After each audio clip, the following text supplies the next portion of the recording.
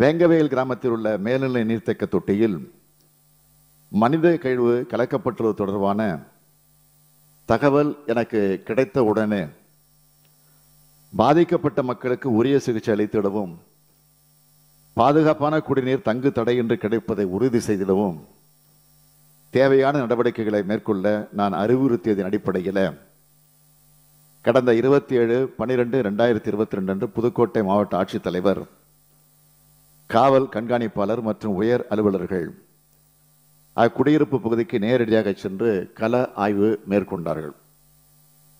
உரிய நடவடிக்கைகளை சம்பந்தப்பட்ட துறைகள் வாயிலாக மேற்கொண்டு வருகின்றன என்பதை இந்த அவையில் நான் பதிவு செய்ய விரும்புகிறேன்.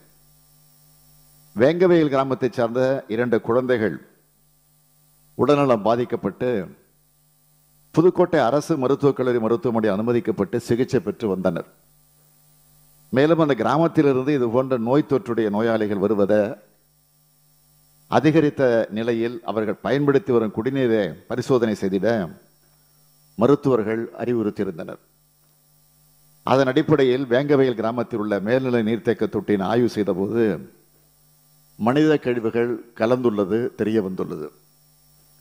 அதனைத் தொடர்ந்து மருத்துவர்கள் குழு வேங்கவேல் கிராமத்திற்கு சென்று 26/12/2022 முதல் இன்று வரையில் அந்த கிராமத்திலே முகாமிட்டு நோய் தடுப்பு பணிகளையும் மருத்துவ பரிசோதனைகளையும் மேற்கொண்டு வருகிறார்கள்.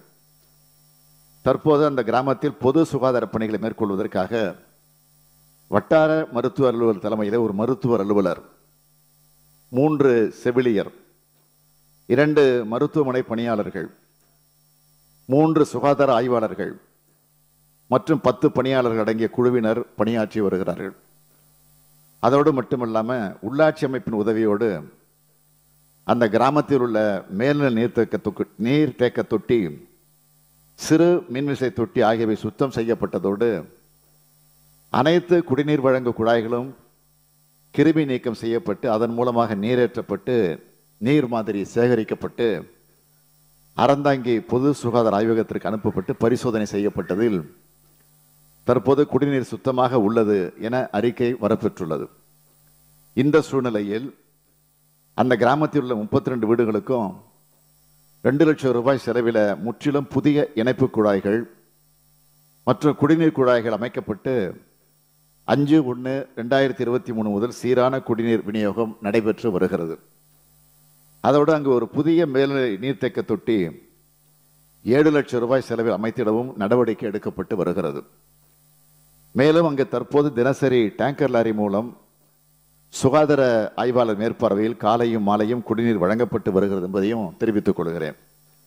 மாண்புமிகு பேரவைத் தலைவர் அவர்களே, இச்சம்பவம் தொடர்பான புகாரின் அடிப்படையில் வழக்கு பதிவு செய்யப்பட்டு புதுக்கோட்டை மாவட்ட காவல் கண்காணிப்பாளர் அவர்கள் மேற்பார்வையில் ஒரு சிறப்பு புலனாய்வு குழு அமைக்கப்பட்டு விசாரணை மேற்கொள்ளப்பட்டு வருகிறது.